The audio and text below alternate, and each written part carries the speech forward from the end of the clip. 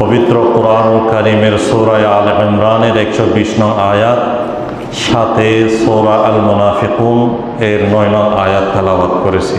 আয়াতে কারিমা দুটো আয়াতকে সামনে রেখে গুরুত্বপূর্ণ কিছু নসিহা যা আল্লাহ পাক আমাদের জন্য দিয়েছেন, করেছেন, সেই বিষয়গুলো আপনাদের সামনে পেশ করব। সুন্দর করে গুছিয়ে বলার আল্লাহ তৌফিক দান করুন। আমি আসুন, প্রথমে আল্লাহ পাক বলছেন, ইয়া আইয়ুহাল্লাযীনা আমানুত্তাকুল্লাহ, ওহে যারা তোমরা ঈমান এনেছো, ওহে যারা আল্লাহর প্রতি ঈমান এনেছো, রাসূলের প্রতি ঈমান এনেছো, পরকাল বিশ্বাস করে নিয়েছো, আল্লাহ পাক তাদের কি বলছেন? ইত্তাকুল্লাহ, তোমরা আল্লাহকে ভয় করো, হাক্কা তুকাতিহি, যেভাবে আল্লাহকে ভয় করা উচিত। আল্লাহ পাক বলছেন, ওহে বিশ্বাসীগণ, ওহে ইমানদারগণ, ওহে মুসলিম যারা কালিমার রশিতে আবদ্ধ হয়েছ, আল্লাহ পাক সেই জাত, সেই মুমিন মুসলমানদেরকে বলেন তোমরা আল্লাহকে ভয় করো, যেভাবে আল্লাহকে ভয় করা উচিত। কেন আল্লাহকে ভয় করতে হবে? কারণ রব হলো আমার এমন, যিনি আমার অতীত সম্পর্কে জানেন, যিনি আমার আপনার অতীত সম্পর্কে জানেন, বর্তমান সম্পর্কে জানেন, যিনি ভবিষ্যৎ সম্পর্কে জানেন, যার কাছে আমাদের কোনো বিষয় অস্পষ্টতা নাই, কোনো বিষয় লুকিয়ে নাই, যিনি আমার রাতের গোপন বিষয়ে জানেন, দিনের প্রকাশ্য আমল সম্পর্কে জানেন, কোন অবস্থায় কি করছেন। রব্বে কারিমের সামনে সব দিনের বেলার মতো স্পষ্ট করে রব সব কিছু দেখতে পাচ্ছেন। সুবহানাল্লাহ। রব থেকে লুকাচুরি করে লুকিয়ে কোনো কিছু করার বান্দার সুযোগ নাই। এই জন্য রব বলছেন আমাকে ভয় করো, তোমার সব বিষয় আমি পর্যবেক্ষণ করছি। কারণ আল্লাহ পাক বলছেন, বান্দা তুমি আমাকে ভয় না করে কাকে ভয় করবে?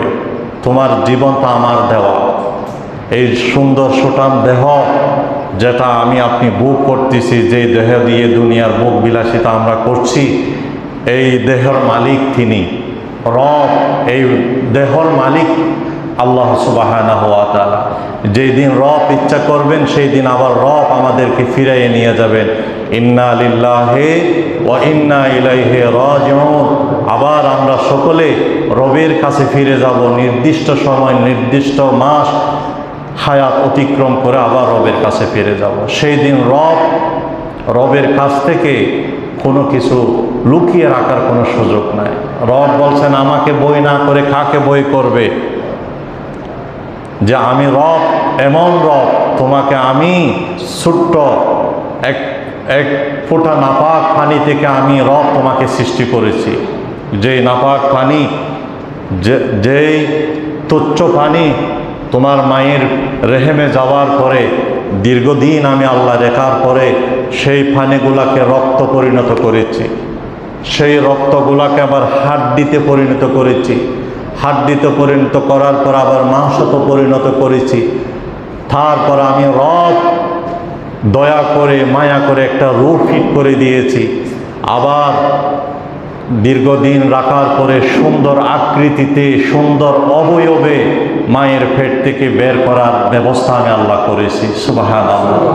রব বলছেন আমার কাছ থেকে কোনো কিছু লুকিয়ে রাখার, গোপন রাখার কোনো সুযোগ নাই, অতএব আমাকে ভয় করো। আমি রব তো এমন রব, যে রব তোমাদেরকে একটা মায়ের পেট থেকে বের করার পরে একটা এমন জীবন দিয়েছি, যে সময় তোমার হাতও ছিল, পাও ছিল, মুখও ছিল, কিন্তু তুমি একদম দুর্বল ছিলে। খাওয়ার মতো কোনো কিছু খোঁজার বাকশক্তি তোমার ছিল না, হাঁটার মতো শক্তি তোমার হাতে ছিল না। আমি রব তোমাকে লালন পালন করার জন্যে তোমার মায়ের পেটের, তোমার মায়ের কলিজার ভিতর তোমার এত মায়া, এত দয়া ফিট করে দিয়েছি, যে কোনো মুহূর্তে একটা কান্নার আওয়াজ দিলে হাজারো কাজ ফেলে মা সন্তানকে বুকে নিয়ে নেই। সুবহানাল্লাহ। রব বলছেন আমাকে ভয় না করে কাকে ভয় করবে তুমি? আমি রব তো এমন রব, তোমার দীর্ঘদিন ওই রকম একটা অবস্থা পার করার পরে আবার তোমাকে সুঠাম দেহের অধিকারী করেছি। 13, 14, 15 বছর যুবক উঁচু নিচু এক সমান, তোমার জন্য ওই রকম শক্তিশালী একটা শরীর, ওই রকম পাওয়ারফুল একটা বডি তোমাকে আমি দান করেছি। আবার সেই শরীরকে আবার নিস্তেজ করে দিয়েছি 60-70 বছর হওয়ার পরে। হুবহু আগের মতোই চোখ আছে, হাত আছে, পা আছে, কিন্তু আগের মতো শক্তি নাই। হাত আছে, হাতে ধরতে কাঁপুনি শুরু হয়ে যায়। চোখ আগেরটাই আছে, কিন্তু আগের মতো দেখি না। দাঁত আগেরটাই আছে, আগের মতো চাবাইতে পারি না। রব বলছেন, আমি তো এমন রব, যে রব তোমাকে 3 অবস্থায় পরিবর্তন করেছি। শিশু থেকে সুন্দর সুঠাম দেহের অধিকারী করেছি, আবার সেখান থেকে বৃদ্ধ বানিয়েছি, যেই সময় তোমাকে অন্যের সাহায্য নিয়ে হাঁটতে হয়।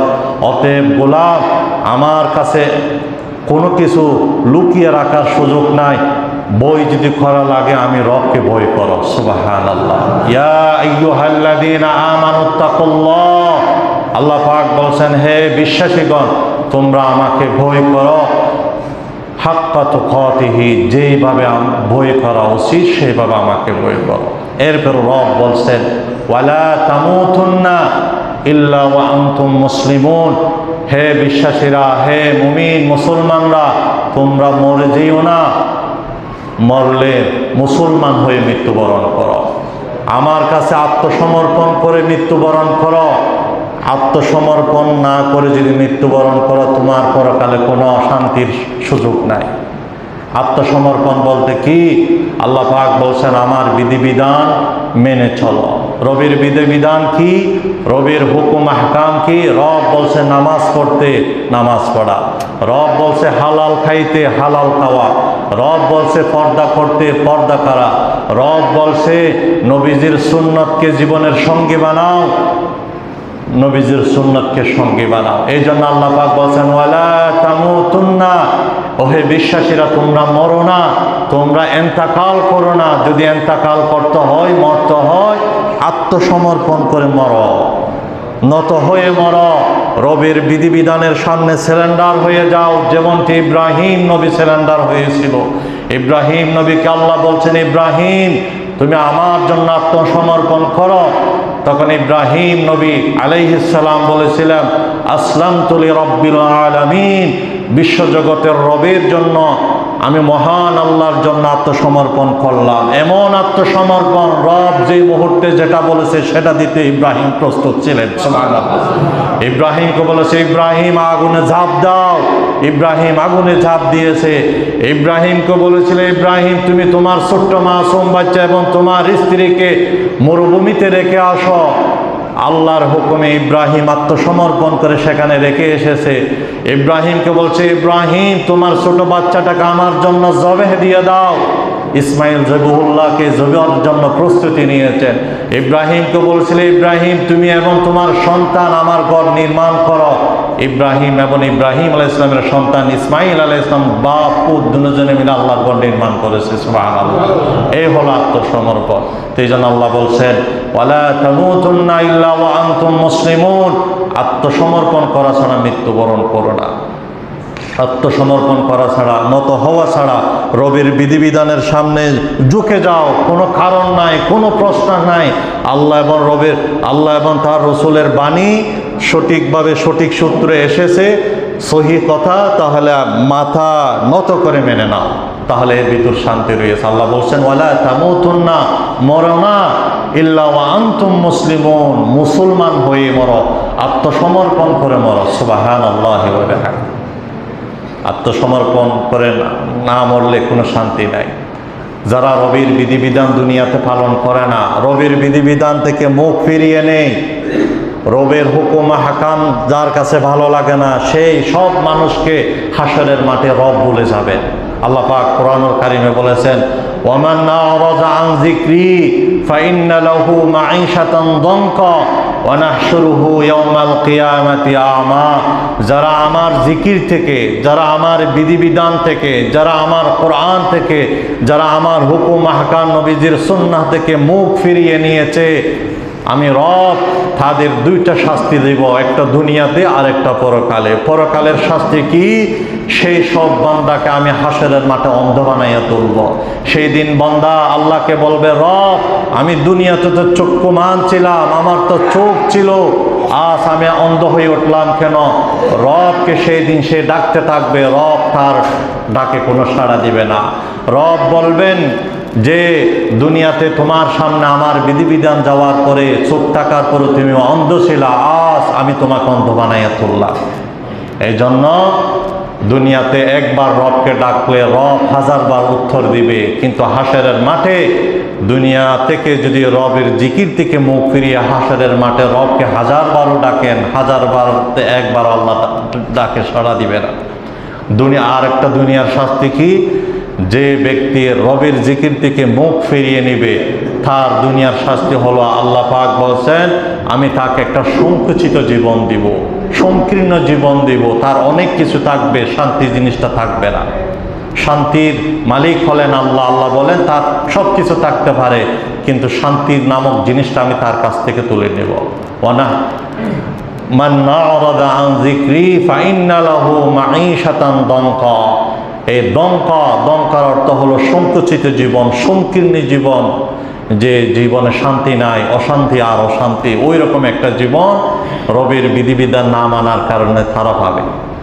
এই জন্য আল্লাহ পাক বলছেন আমাকে ভয় করো, আমি তোমার সব বিষয় আমার কাছে জানা, তোমার অতীত, বর্তমান, ভবিষ্যৎ এবং রাতের গোপনে কেউ না দেখার মতো, কেউ না জানার মতো যা করো সব আমি আল্লাহর কাছে স্পষ্ট।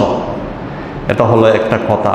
এরপরে সূরা আল মুনাফিকুনের 9 নং আয়াত আবার আল্লাহ পাক আমাদেরকে বলছেন, ইয়া আইয়ুহাল্লাযীনা আমানু লা তুলহিকুম আমওয়ালুকুম ওয়ালা আওলাদুকুম আন যিকরিল্লাহ ওয়া মান ইয়াফআল যালিকা ফাউলাইকা হুমুল খাসিরুন।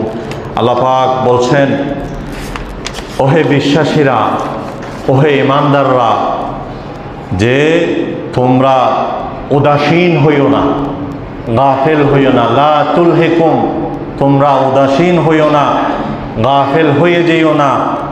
আমওয়ালুকুম ওয়ালা আওলাদুকুম, তোমাদের সম্পদের কারণে, তোমাদের ব্যবসা বাণিজ্যের কারণে, তোমাদের ধন দৌলতের কারণে, তোমাদের চাকরির কারণে, তোমাদের ক্ষেত খামারের কারণে, ওয়ালা আওলাদুকুম, তোমাদের সন্তানাদির কারণে, পরিবারের কারণে তোমরা উদাসীন হয়ে যেও না। কোন থেকে?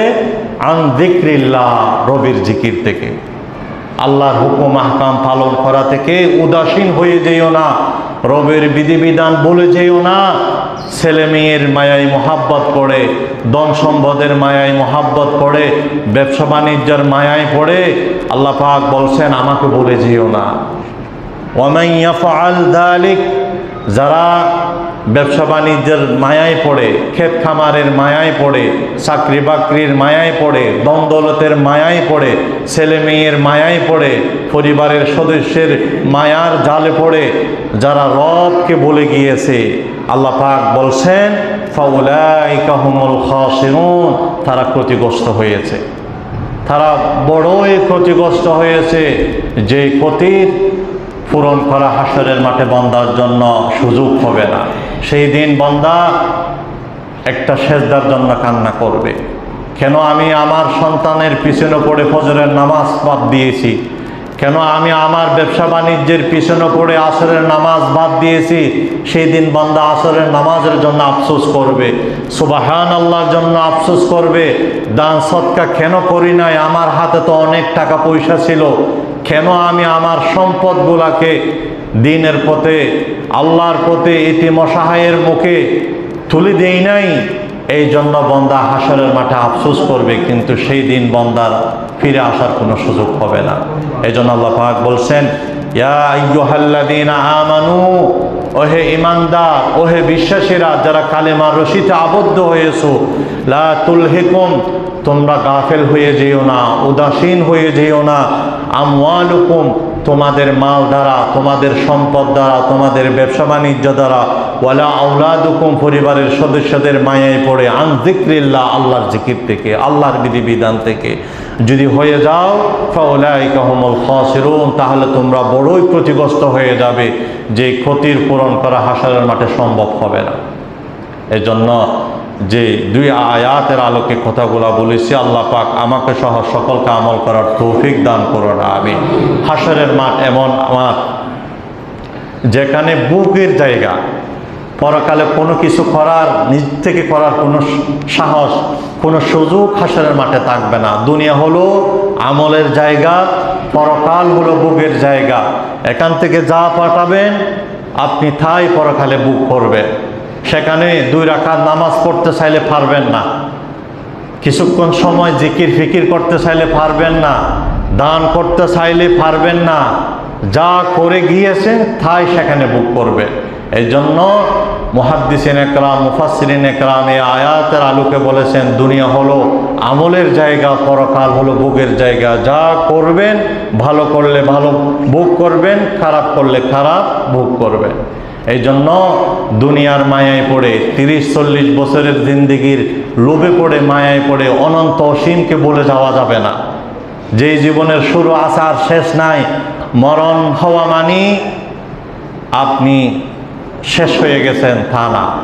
মরণ মানে এন্তেকাল। ইসলামে বলেছেন মরণ না, এন্তেকাল। জায়গা পরিবর্তন করেছেন আপনি, এন্তেকাল করেছেন। দুনিয়ার জগৎ থেকে আরেকটা জগতে আপনি গিয়েছেন। ওই জগতের শুরু আছে আর শেষ নাই। সেই জগতে যদি শান্তিতে থাকেন তাহলে আজীবন শান্তিতে থাকবেন, অসুখে থাকলে আজীবন অসুখে থাকবেন। এই জন্য দুনিয়ার মায়ায় পড়ে, ব্যবসা বাণিজ্যের মায়ায় পড়ে নামাজ বাদ দেওয়া যাবে না, রবের হুকুম আহকাম বাদ দেওয়া যাবে না। হালাল হারাম পার্থক্য করে চলতে হবে। সব কিছু যদি এক সমান করে চলে, হাসরের মাঠে বিপদে পড়ে যাবেন। সেই দিন আফসোস করলে আর কোনো সুযোগ পাবেন না, থাকবে না। 2 রাকাত নামাজ কোনো ইবাদত করার সুযোগ সেই দিন আর আপনি পাবেন না। আল্লাহ পাক পবিত্র কালামুল্লাহ শরীফের মধ্যে বলেছেন, সেই দিন হাসরের মাঠে মানুষ বলবে, আল্লাহ আমাকে কিছুদিনের জন্য সময় দাও, আমি একটু দুনিয়াতে গিয়ে ভালো কিছু করে আসি। আল্লাহ বলছেন না, আমার পক্ষ থেকে আর সুযোগ নাই, যা দেওয়া হয়েছে তা। এই জন্য আমরা আমাদের জীবনটাকে এমনভাবে গড়ব যে জীবন করে গিয়ে অনন্ত জীবনে আমরা সুখে থাকতে পারি। আল্লাহ তৌফিক দান করুন, আমিন। একটা হাদিস শোনাই। হাদিসটা ইবনে মাজাহ শরীফে এসেছেন। হাদিসটা আব্দুল্লাহ ইবনে মাসউদ রাদিয়াল্লাহু আনহুর সূত্রে বর্ণনা। আপনি দুনিয়াতে যত কিছু করেন তকদিরের বাইরে কিছু করতে পারবেন না। কপালে যা আছে তাই আপনার কপালে জুটে যাবে। আল্লাহ রাসূল সাল্লাল্লাহু আলাইহি ওয়াসাল্লাম বলছেন, আন্না নাফসান লান তামুত, কোনো প্রাণী, কোনো জন্তু, কোনো মানুষ মরবে না, ইন্তেকাল করবে না, মৃত্যু হবে না। হাত্তা তাস্তাকমিলা আজালাহা, যতক্ষণ না সে তার হায়াত পরিপূর্ণ করে নাই। হায়াত যতদিন পরিপূর্ণ হয় নাই এর আগে আপনি ইন্তেকাল করবেন না। ওয়াতাস্তাউইবা রিজকাহা, এবং যতদিন আপনি আপনার পরিপূর্ণ রিজিক বক্ষণ করেন নাই, না করার পূর্বে আপনি ইন্তেকাল করবেন না। অতএব আপনার হায়াত যতটুকু আছে তা আপনি অতিক্রম করে ভোগ করে আপনি ইন্তেকাল করবেন। আপনার রিজিক কপালে যা আছে, আপনার কপালে যত রিজিক আছে, রিজিক খেয়ে আপনার ইন্তেকাল হবে।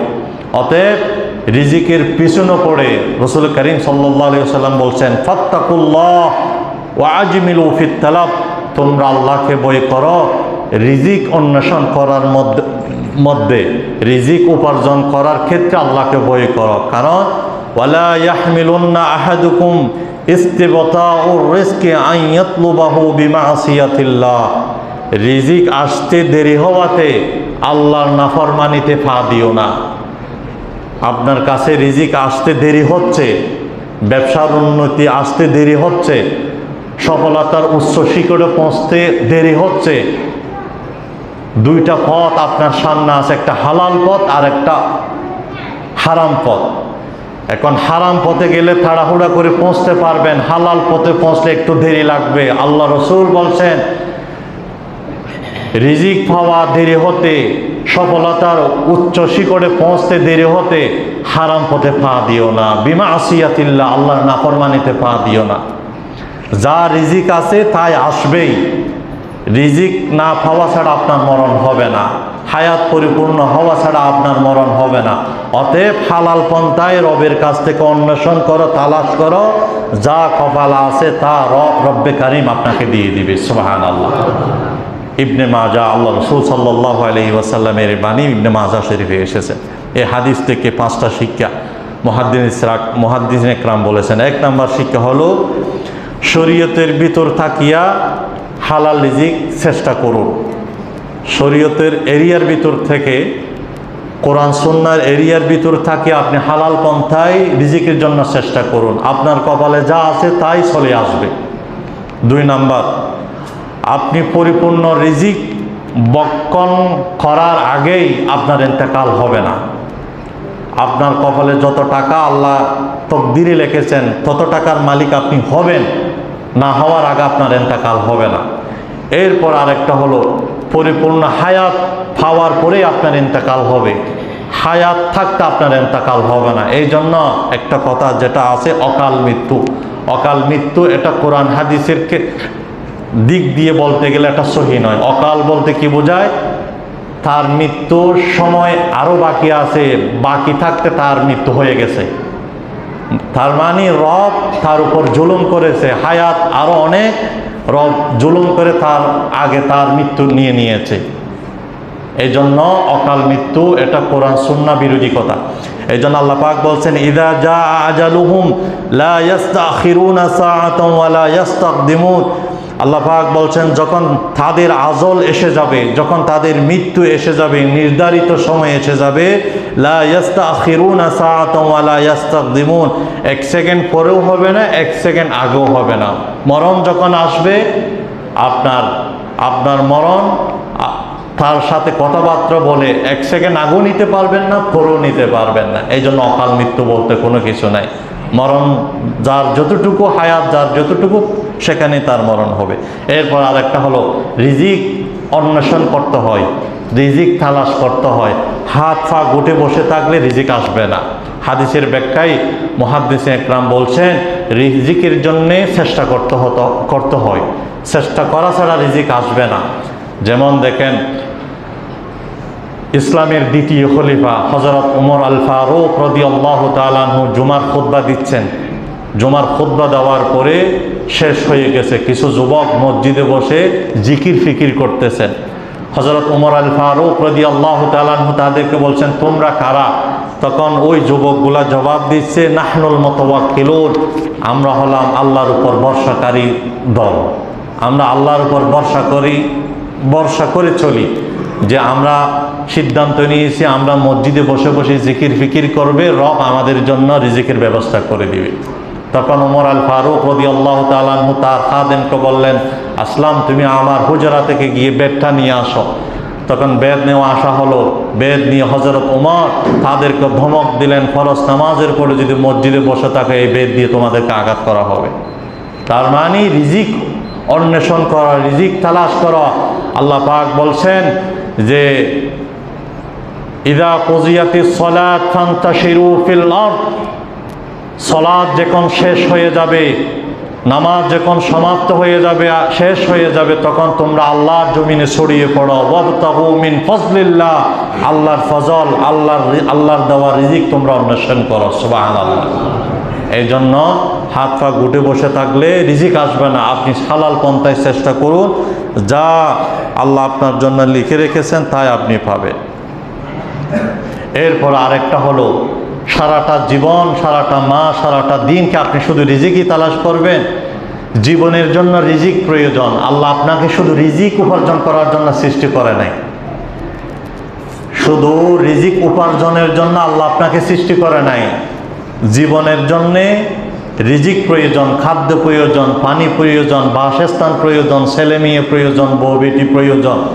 তাহলে এগুলার জন্য আবার রিজিক প্রয়োজন। একটা জীবন সুন্দর চালাবার জন্য রিজিক প্রয়োজন। এই জন্য জীবনের জন্য রিজিক উপার্জন করব। কিন্তু জীবন দেওয়া শুধু আল্লাহ জীবন দিয়েছে রিজিক উপার্জনের জন্য নয়। এই জন্য সব কিছু রব্বে কারিমের হুকুম আহকাম মোতাবেক যখন হবে তখন দুনিয়ার জীবনও শান্তি হবে, পরকালও জীবনও শান্তি হবে। আল্লাহ পাক তৌফিক দান করুন, বলো না আমিন। এই হলো হাদিসে মোবারকা। তাহলে রব্বে কারিম বলছেন হে আমার বিশ্বাসী বান্দারা তোমরা উদাসীন হয়ে যেও না, তোমরা গাফেল হয়ে যেও না, আমাকে ভুলে যেও না, আমার হুকুম আহকাম ভুলে যেও না। ব্যবসা বাণিজ্যের মায়ায় পড়ে, দম দৌলতের মায়ায় পড়ে, ছেলে মেয়েদের মায়ায় পড়ে, পরিবারের সদস্যের মায়ার জালে পড়ে আমাকে ভুলে যেও না। যদি বলে যাও ওয়ামান ইয়াফআল যালিক, যদি বলে যাও ফাউলাইকা হুমুল খাসিরুন, তাহলে তোমরা বড়ই ক্ষতিগ্রস্ত হয়ে যাবে। এই হলো কোরআনুল কারীমের আয়াত। এরপর আমার আপনার জীবনের শেষ পরিণতি সম্পর্কে একটা হাদিস শুনুন। হাদিসটা হযরত আনাস রাদিয়াল্লাহু আনহুর সূত্রে বর্ণনা। আল্লাহর নবীজি সাল্লাল্লাহু আলাইহি ওয়াসাল্লাম বলেছেন, ইয়াত্তাবিউল মাইয়াতা সালাস, তিনটি জিনিস মৃত ব্যক্তির পিছনে করে কবর পর্যন্ত যায়। ইয়াত্তাবিউল মাইয়াতা সালাস, একটা মানুষ মারা গেলে ইন্তেকাল বলে, ইন্তেকাল হওয়ার পর থেকে নিয়ে কবর পর্যন্ত যাওয়া পর্যন্ত সেই লাশের সাথে তিনটা জিনিস কবর পর্যন্ত যায়। একটা হলো আহলুহু আমালুহু আমালুহু। আহলুহু পরিবারের সদস্যরা, বন্ধু বান্ধবরা কবর পর্যন্ত যাবে। আমালুহু খাটখাটিয়া কিছু গাছগাছালি কবর পর্যন্ত যাবে। এরপর আমালুহু আপনার জীবনের আমল যাবে, নামাজ রোজা হজ যাকাত যা করেছেন, ভালো করলে ভালো, খারাপ করলে খারাপ, এই তিনটা জিনিস আপনার কবর পর্যন্ত যাবে। আল্লাহর নবীজি বলেছেন ফায়ারজু ইসনান, দুইটা জিনিস, তিনটা জিনিস যাবে কিন্তু দুইটা জিনিস আবার ফিরে আসবে। ওয়ায়াবাকা ওয়াহিদ, একটা জিনিস বাকি থাকবে। যেই দুইটা জিনিস ফিরে আসবে সেই দুইটা জিনিস কি? আহলুহু আমালুহু, আপনার ছেলে মেয়ে, আপনার বন্ধু বান্ধব আপনাকে কবরস্থ করার পরে সে আবার চলে আসবে। ওয়ামালুহু, খাটখাটিয়া গাছগাছালি আবার নিয়ে আসবে। শুধু একটা জিনিস বাকি থাকবে, সেটা হলো ওয়ায়াবাকা আমালুহু, আপনার জীবনের নামাজ, আপনার জীবনের দান সদকা, আপনার জীবনের সদাচরণ, আপনার জীবনের ভালো আমল। আবার অন্য দিক দিয়ে নেগেটিভ, আপনার জীবনের পাপ, আপনার জীবনের রাতের অন্ধকারের পাপ, কেউ না দেখার মতো যা কিছু করেছেন সব সেখানে আপনি পাবেন। এই জন্য আপনি আপনার জীবন নিয়ে একটু চিন্তা করেন। আপনি আপনার জীবন নিয়ে চিন্তা করেন। আপনার দন বাড়ি গাড়ি লক্ষ কোটি টাকা দিয়ে বাড়ি করছেন, সেটা আপনাকে রেখেই চলে যেতে হবে। আপনার ছেলে মেয়ে সন্তানদেরকে মানুষ বানাইছেন, তাদেরকে রেখেই চলে যেতে হবে। শুধুমাত্র একটা জিনিস যাবে, সেটা হলো আমল। আমল এটা খারাপও হতে পারে, ভালো হতে পারে। এই জন্য রাসূল করিম সাল্লাল্লাহু আলাইহি ওয়াসাল্লাম সাহাবীদের মাঝে সব সময় মরণের কথা বলতেন, মরণের কথা বলতেন। মরণকে যে ব্যক্তি বেশি বেশি স্মরণ করবে, তাকে দুনিয়ার লোভ লালসা কোনোদিন ধোঁকা দিতে পারবে না।